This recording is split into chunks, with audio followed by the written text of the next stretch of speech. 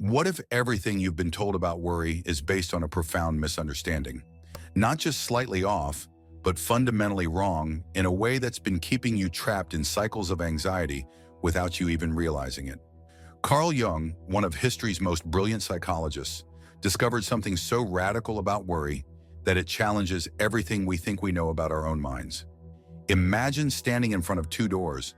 Behind one lies the same pattern you've always known: the constant mental chatter, the 3 a.m. anxiety spirals, the feeling that if you could just think about something enough, you could somehow control it.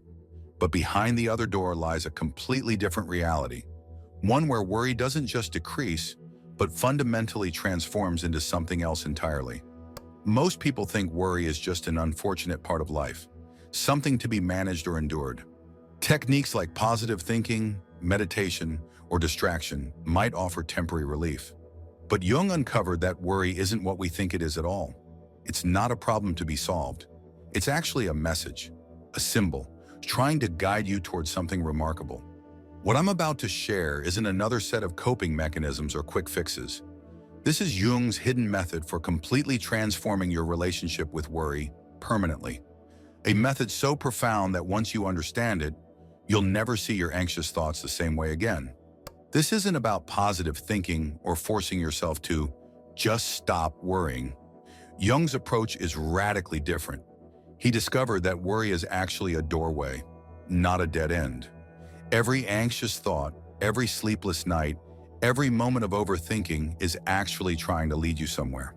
The problem isn't that you worry too much. It's that you haven't yet understood what your worry is desperately trying to show you. What makes this approach so different is that it doesn't fight against worry. It transforms it from the inside out. Imagine carrying a heavy backpack full of rocks up a mountain. Traditional approaches try to help you build stronger muscles to carry the weight. Jung's method shows you that what you thought were worthless rocks are actually uncut diamonds. The weight doesn't disappear, it becomes valuable. In the next 30 minutes, you'll discover why trying to stop worrying actually makes anxiety stronger, and what to do instead. The hidden pattern behind your most persistent worries that Jung discovered in his work with thousands of patients. A revolutionary technique for turning worry into wisdom that most people will never know about. The real reason some people seem naturally carefree, while others struggle with constant anxiety. How to access what Jung called the transcendent function, your mind's built-in mechanism for transforming worry into insight. What I'm about to share might challenge everything you believe about your own mind. Some of it might seem counterintuitive at first. But if you stay with me, you'll discover why Jung believed that the very things you worry about most contain the seeds of your greatest strengths. This isn't just theory. I'll show you exactly how to apply Jung's method in your daily life, with real examples and practical steps you can start using today. By the end of this video, you'll understand worry in a completely new way, and more importantly, you'll have a clear path to genuine transformation. The insights I'm about to share changed my entire understanding of the human mind. And based on the thousands of comments and messages I've received, they've done the same for many others. So if you're ready to go beyond surface-level solutions and discover what worry is really trying to tell you, stay with me. This is going to be unlike anything you've heard before. I'll now develop the first major content section, Understanding the Machinery of Worry, which delves into Jung's model of the psyche and how worry operates. This section needs to build on the hook while introducing deeper concepts. To understand why worry persists despite our best efforts to eliminate it, we need to explore what Jung discovered about the true nature of the human psyche.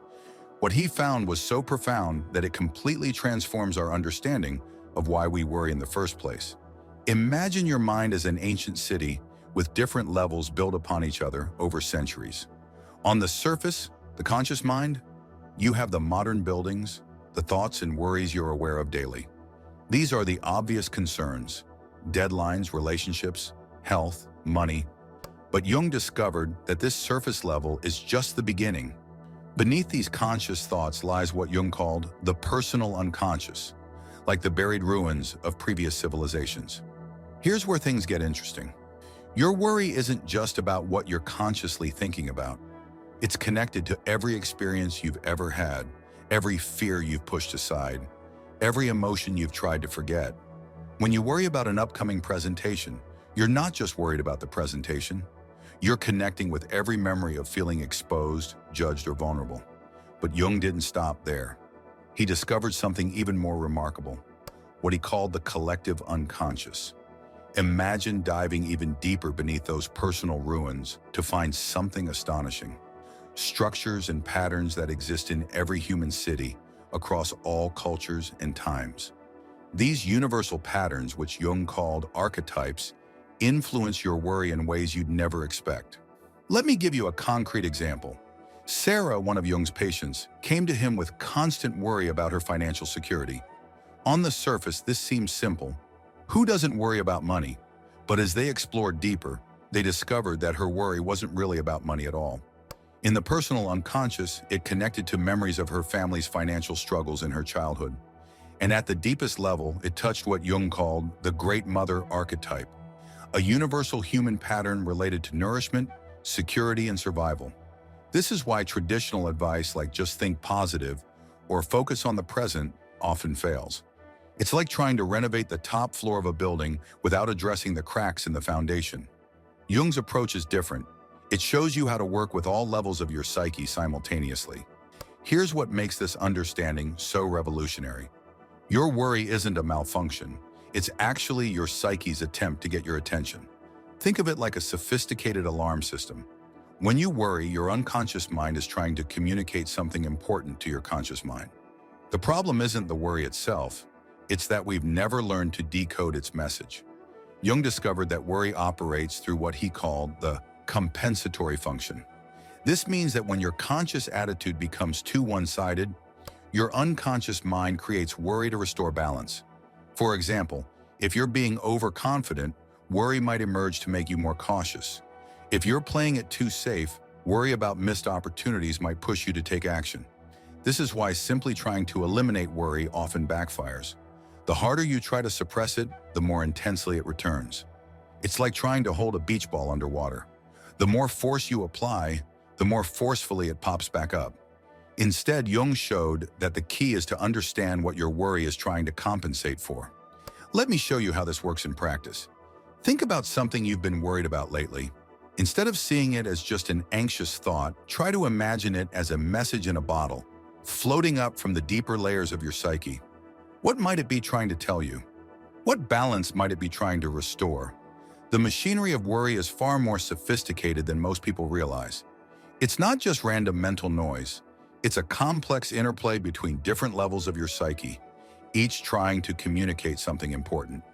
When you begin to understand this machinery, something remarkable happens. Worry starts to transform from your enemy into your ally. But here's what most people never realize about worry. It's not just about what you're thinking, it's about how your entire psyche is structured. Jung discovered that our minds are organized around what he called complexes, clusters of related thoughts, memories, and emotions that influence our behavior in powerful ways. These complexes are like invisible architects, shaping the way we experience worry without us even knowing it. This is just the beginning of understanding how worry really works in your psyche. And once you grasp this foundation, you'll be ready for something even more powerful. Understanding how the shadow, your unconscious self, creates and maintains your worry patterns. But before we dive into that, let me show you a practical exercise that will help you start seeing your own worry patterns in a completely new light. Let me develop the shadow section, which explores how our repressed content creates and maintains worry patterns. This is a crucial part of Jung's framework. Now we're ready to explore what Jung considered one of his most profound discoveries about worry, the role of the shadow. What I'm about to share might initially feel uncomfortable because it challenges everything we think we know about ourselves. But understanding this is absolutely essential for transforming your relationship with worry forever. Think of your personality like a theater stage. The spotlights illuminate the parts of yourself you're comfortable showing to the world, your kindness, competence, strength. But Jung discovered that every light casts a shadow, and the brighter the light, the darker the shadow becomes. Your shadow contains everything you've pushed out of the light, not just negative qualities, but often your deepest gifts and unrealized potential. Here's where this connects to worry in a fascinating way. Jung discovered that worry is often the shadow's way of knocking on the door of your conscious mind. Let me give you a real example that illustrates this perfectly. One of Jung's most interesting cases involved a highly successful businessman who came to him with crippling worry about financial ruin. On the surface, this made no sense. The man's business was thriving, but as they explored deeper, they discovered something remarkable. This man had built his identity around being perfectly rational and in control. He had pushed all his creativity, spontaneity, and emotional depth into the shadow. His worry about financial ruin wasn't really about money. It was his shadow's way of forcing him to confront the parts of himself he had rejected. The more he tried to maintain perfect control, the more intensely the worry returned. This reveals something crucial about worry that most people never realize. Your most persistent worries are often pointing directly at the gold hidden in your shadow. When you worry constantly about what others think, your shadow might be holding your authentic self-expression. When you worry about security, your shadow might contain your untapped courage and resilience. But here's what makes Jung's insight so revolutionary. The shadow isn't just a collection of negative qualities we need to overcome. It's actually a source of vitality and wholeness that's been cut off from our conscious life. Every time you push a part of yourself into the shadow, whether it's anger, vulnerability, power, or joy, it doesn't disappear. Instead, it returns as worry. Let me show you how this works in practice. Think about something you worry about constantly. Now, instead of trying to eliminate this worry, ask yourself, what part of me might this worry be trying to bring into the light? What quality or potential am I keeping in the shadow that's trying to emerge? Jung discovered that worry often intensifies when we're living too narrowly, when we've rejected too many parts of ourselves. Imagine trying to play a complex symphony using only half the keys on a piano. That's what happens when we push vital parts of ourselves into the shadow. The worry is like the missing notes trying to be heard. This is why traditional anxiety management techniques often provide only temporary relief. They're like putting a soundproof barrier around the piano. You might muffle the discord for a while, but you're also blocking the potential for full, rich music. Jung's approach is different. Instead of trying to silence the worry, he showed us how to listen to it as a message from our shadow. Here's a profound example from Jung's own life. During a period of intense personal crisis, he began experiencing what many would call worried, obsessive thoughts about ancient symbols and myths. Instead of dismissing these as meaningless anxiety, he paid attention. This led to his discovery of the collective unconscious and the development of analytical psychology. His worry was actually his shadow trying to bring forth his greatest contribution to the world. But understanding the shadow isn't just about grand revelations. It has practical implications for your daily experience of worry. When you begin to work with your shadow instead of against it, something remarkable happens. The energy that was tied up in worry becomes available for creativity, growth, and authentic self-expression. Here's a powerful exercise Jung developed for working with the shadow. The next time worry arises, imagine it as a character in your inner theater. What does it look like? What is it trying to say? What part of you does it represent that's been kept in the dark? This isn't just visualization. It's what Jung called active imagination, a way of dialoguing with the shadow aspects of yourself. Most people spend their lives running from their shadow, creating elaborate systems of worry as a distraction from what's really trying to emerge. But Jung showed us that the shadow isn't our enemy. It's the other half of who we are, waiting to be acknowledged and integrated. When you understand this, worry transforms from a problem to be solved into a guide leading you toward wholeness. This brings us to something even more fascinating, the archetypal dimension of worry. Because once you understand how to work with your personal shadow, you're ready to explore how your individual worries connect to universal patterns in the human psyche. What I'm about to share takes us even deeper into Jung's discoveries, revealing something extraordinary about worry that most people never realize. Remember how we explored the personal shadow? Now we're going to venture into what Jung called the archetypal dimension, a realm where your individual worries connect to patterns as old as humanity itself. Imagine for a moment that your psyche is like a vast ocean. Your daily worries are like waves on the surface. Your personal shadow, which we just explored, is like the nearby depths. But Jung discovered something even more profound in the deepest waters. universal patterns he called archetypes that shape human experience across all cultures and times. Understanding these patterns transforms how you experience worry forever. Let me share a remarkable discovery from Jung's clinical practice. He noticed that when people experience deep worry, their concerns often followed strikingly similar patterns, regardless of their background or culture. A worry about financial security isn't just about money. It often connects to what Jung called the Great Mother archetype, representing our universal human needs for nourishment and protection. A worry about failure might connect to the hero archetype, carrying the universal human experience of facing challenges and proving oneself. This understanding revolutionizes how we view worry. Your anxiety about an upcoming challenge isn't just your personal fear. You're experiencing an echo of every human being who has ever faced a trial. Your worry about relationships taps into archetypal patterns of human connection that have existed for millennia. This is why worry can feel so profound, so much bigger than the immediate situation. Let me show you how this works with a practical example. Sarah, a client I worked with, came to me with intense worry about her creative projects. On the surface, it seemed like simple performance anxiety. But as we explored deeper, we discovered she was encountering what Jung called the creator archetype, a universal pattern of human creativity and self-expression. Her worry wasn't just about her specific project. It was carrying the weight of humanity's eternal struggle to bring something new into the world. This is where Jung's insight becomes transformative. When you understand the archetypal dimension of worry, you realize you're not just dealing with personal anxiety.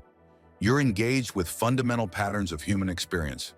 This doesn't make the worry less real, but it gives it depth and meaning that can transform how you relate to it. Consider the most common archetypal patterns Jung discovered in relation to worry. The warrior archetype emerges when we worry about standing our ground or defending our boundaries. These worries carry the eternal human question, how do I protect what matters to me? The sage archetype appears in worries about making the right decision or finding truth. These anxieties connect to humanity's timeless quest for wisdom and understanding. The caregiver archetype manifests in worries about others' well-being, tapping into our species' deep patterns of nurturing and protection. The magician archetype emerges in worries about transformation and change, connecting to humanity's eternal experience of metamorphosis and renewal. But here's what makes this understanding so powerful. When you recognize the archetypal dimension of your worry, it stops being just a personal problem to fix. It becomes a gateway to connecting with the deeper currents of human experience. Your worry about an important decision isn't just personal anxiety. It's your individual experience of humanity's eternal journey of choosing paths and facing uncertainty. Jung discovered something remarkable about people who learn to recognize these archetypal patterns. Their relationship with worry fundamentally shifted. Instead of being trapped in personal anxiety, they began to see their experiences as meaningful parts of the human journey. This doesn't eliminate worry, but it transforms it from a burden into a guide. Let me share a powerful practice Jung developed for working with archetypal worry. When anxiety arises, ask yourself, what eternal human story am I living right now? What archetypal pattern is expressing itself through this worry? This simple shift in perspective can release you from the isolation of personal anxiety into a broader, more meaningful understanding. Think about a persistent worry in your life right now. What if this worry isn't just your personal burden, but your individual experience of a universal human pattern? What eternal human story might you be living through this worry? This perspective doesn't diminish your personal experience. It enriches it with deeper meaning and connection. But understanding archetypes leads us to an even more profound aspect of Jung's work, the process of individuation. Because once you understand how your personal worries connect to universal patterns, you're ready to discover how this knowledge leads to genuine transformation.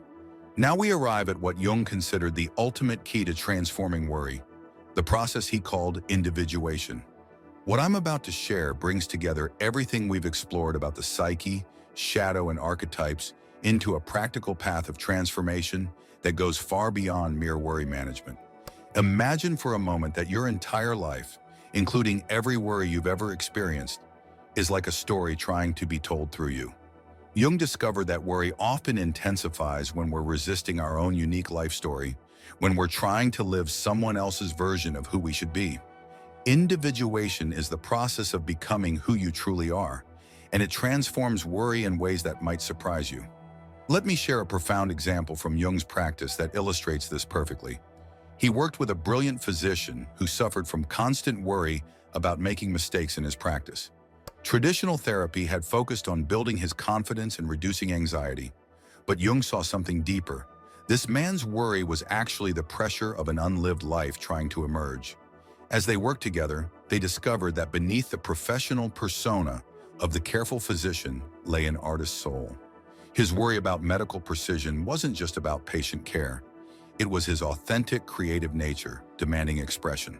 When he began integrating his artistic side into his medical practice, developing innovative treatment approaches, his worry didn't just decrease, it transformed into creative energy. This reveals something crucial about worry that most people never realize. Your most persistent worries often mark the exact places where your authentic self is trying to emerge. Think about what you worry about most. What if these aren't problems to solve, but signposts pointing toward who you're meant to become? Jung discovered that individuation follows a natural pattern, like a seed growing into a tree. Each stage of growth comes with its own forms of worry, not as obstacles, but as growing pains of transformation. Let me show you how this works in practice. The first stage often involves what Jung called the provisional life, living according to external expectations and conventions. The worry that emerges here about meeting standards, fitting in, achieving certain milestones, is actually your psyche's way of telling you it's time to find your own path. The second stage involves confronting what Jung called the persona, the mask we wear for the world. This is where worry about authenticity emerges. Am I being true to myself? What will others think if I show who I really am? These worries aren't obstacles to overcome. They're invitations to deeper authenticity. The third stage involves integrating the shadow aspects we discussed earlier. Here, worry often appears as fear of our own power, creativity, or depth. Jung found that as people embraced these rejected parts of themselves, their worry transformed into confidence and creative energy. But here's what makes individuation so revolutionary as an approach to worry. It doesn't try to eliminate anxiety, it transforms it into fuel for growth. Think about a caterpillar transforming into a butterfly. The process probably feels like complete dissolution to the caterpillar. What we call worry might actually be the sensation of transformation. Let me share a practical framework Jung developed for working with worry through individuation. Instead of asking, "How can I stop worrying?" ask these deeper questions. What part of my authentic self is trying to emerge through this worry? What old patterns or beliefs am I outgrowing? What aspects of my potential am I being called to embrace? Jung discovered something remarkable about people who engage with worry this way. Their anxiety didn't just decrease, it became a trusted guide on their journey of becoming. Every worry became a thread they could follow back to their authentic self. Here's a powerful example. Maria, a corporate executive, came to Jung with constant worry about her leadership decisions. As they explored deeper, they discovered that her worry wasn't about leadership at all. It was about the feminine wisdom she learned to suppress in her male-dominated field. When she began integrating this wisdom into her leadership style, her worry transformed into intuitive confidence. This brings us to a crucial understanding about worry and authenticity. Jung found that worry often intensifies when we're living what he called unlived life, the aspects of our potential we've neglected or suppressed. Each worry is like a knock on the door from these unlived parts of ourselves, asking to be acknowledged and expressed. Consider this. What if your worry isn't a sign that something's wrong with you, but a sign that something's right with you, that you're ready to grow into more of who you truly are? What aspects of your authentic self might be trying to emerge through the very things you worry about most? But understanding individuation leads us to even more practical considerations. How to actually implement these insights in daily life. Because once you understand how worry connects to your journey of becoming, you're ready to learn specific practices for transformation. Now we come to the crucial question: how do you actually apply these profound insights in your daily life? Jung understood that even the deepest wisdom needs practical application to create real transformation. What I'm about to share is a comprehensive framework for implementing everything we've explored about worry, shadow, archetypes, and individuation. Let's begin with what Jung called active imagination, a powerful method he developed for engaging with worry differently. Imagine worry as a living entity within your psyche, trying to communicate with you. Instead of pushing it away, you create an inner dialogue. Here's how this works in practice. When worry appears, find a quiet moment and close your eyes. Notice where you feel the worry in your body. Now, imagine this worry taking form. It might appear as a figure, a color, a landscape, whatever naturally emerges. Then engage with it directly. Ask it, what are you trying to tell me? What do you need me to understand? The answers might surprise you. One of my clients, Michael, used this technique with his constant worry about career decisions. When he engaged with the worry directly, it appeared as an old wise man in his imagination. Through dialogue, he discovered this figure represented his own deeper wisdom, trying to guide him toward more meaningful work. His worry wasn't just anxiety, it was wisdom in disguise. Jung emphasized the importance of what he called holding the tension of opposites. This means staying present with your worry instead of immediately trying to resolve it. Here's a daily practice for developing this capacity. When worry arises, resist the urge to immediately problem solve. Instead, write down two opposing truths about your situation. For example, I'm afraid of failing, and this fear shows how much I care about succeeding. Sit with both truths simultaneously. But implementing Jung's approach requires more than individual practices. It needs a structured daily framework. Here's what this looks like. Morning practice. Begin each day with what Jung called active receptivity. Before checking your phone or starting your day, spend 5 minutes noting any dreams, worries, or feelings that arose during the night.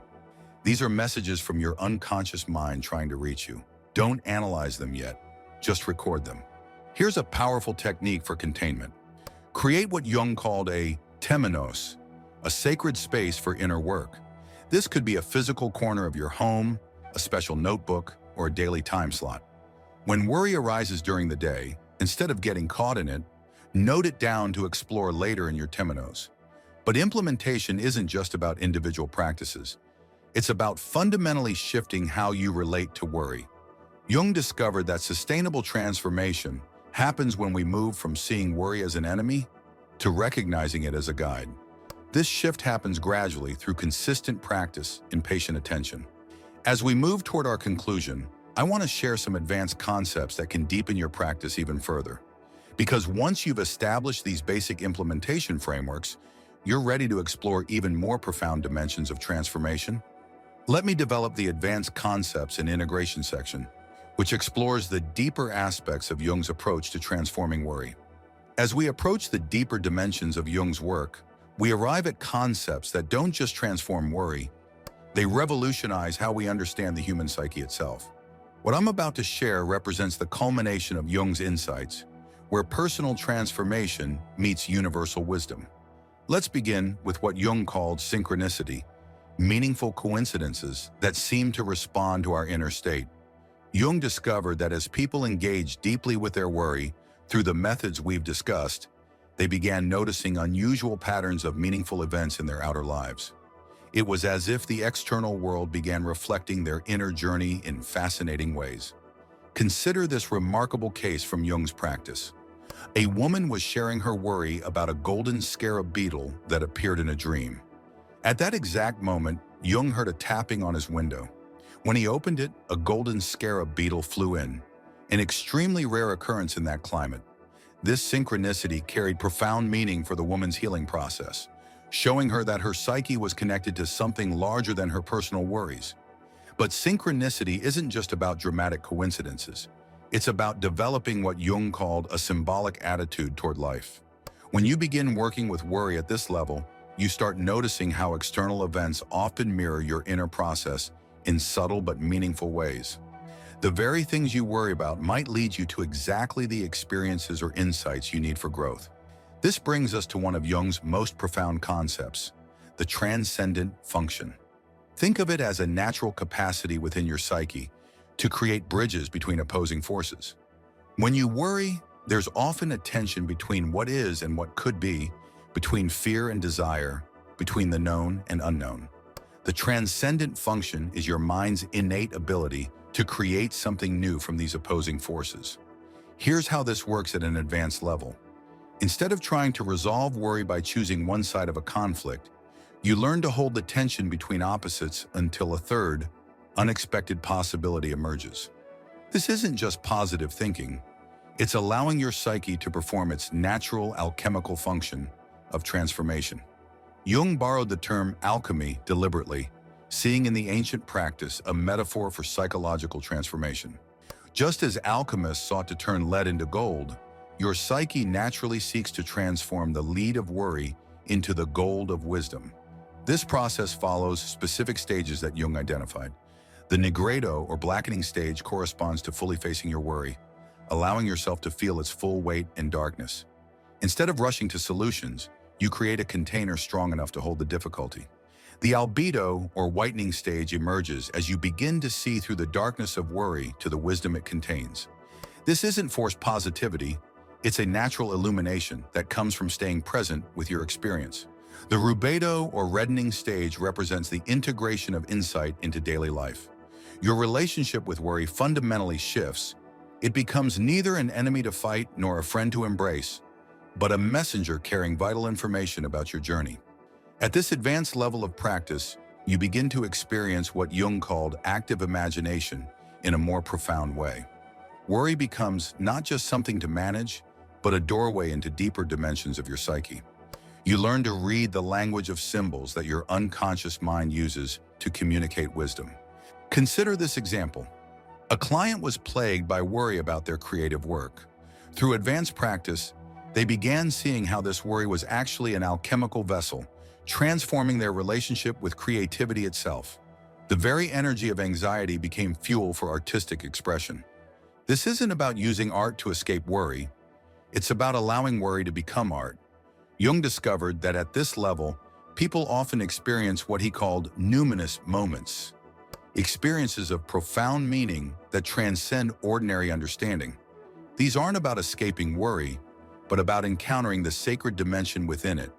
Your anxiety about the future might open into a deeper trust in life's unfolding.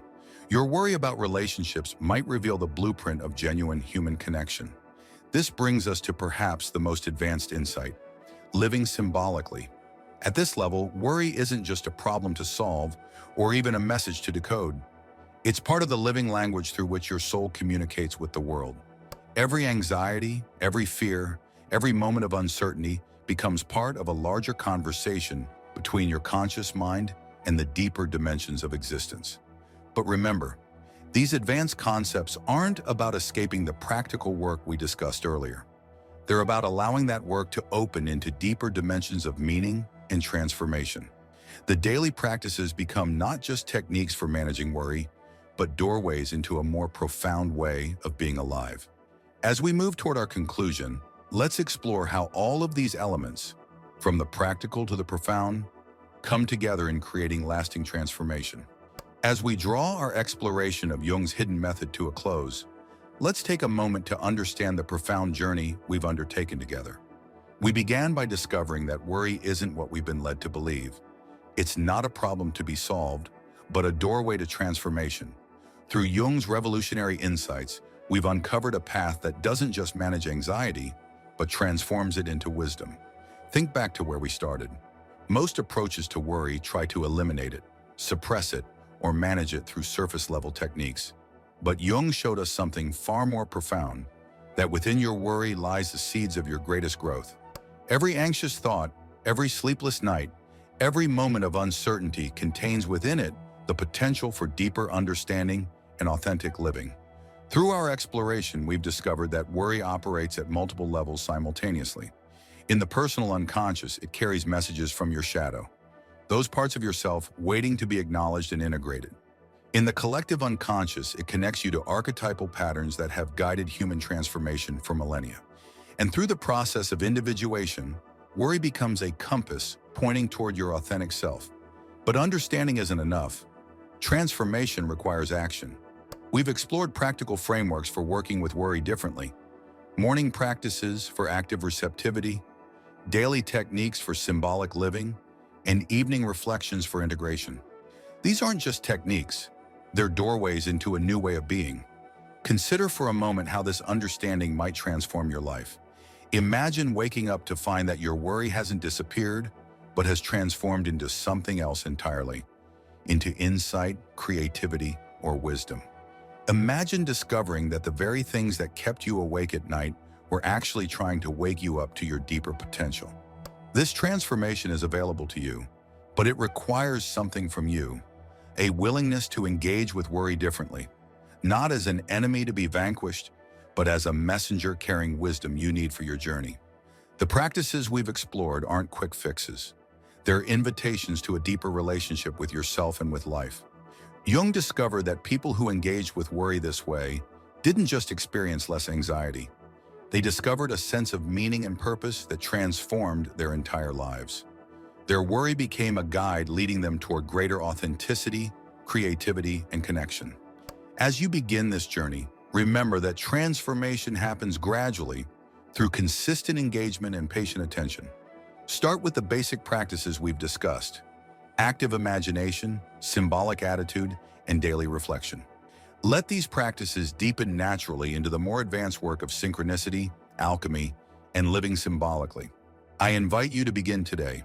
Start with one simple practice. The next time worry appears, instead of trying to make it go away, ask yourself, what might this be trying to tell me? What wisdom might be waiting to emerge? This small shift in perspective can begin a profound journey of transformation. This journey of transformation is both personal and universal. While your path will be uniquely your own, you're not alone in walking it. Share your experiences in the comments below. What insights has this video sparked for you? How might you begin engaging with worry differently? Remember, the goal isn't to eliminate worry, it's to transform your relationship with it, to discover that within your deepest concerns lies the wisdom you need for your journey. Jung showed us that worry isn't an obstacle to overcome, but a guide trying to lead you home to yourself. Thank you for joining me on this exploration. If you found value in these insights, please like, subscribe, and share this video with others who might benefit. Together, we can transform how we understand and work with worry, creating lives of greater meaning, authenticity, and purpose. Until next time, remember, your worry isn't your enemy. It's trying to tell you something important. Are you ready to listen?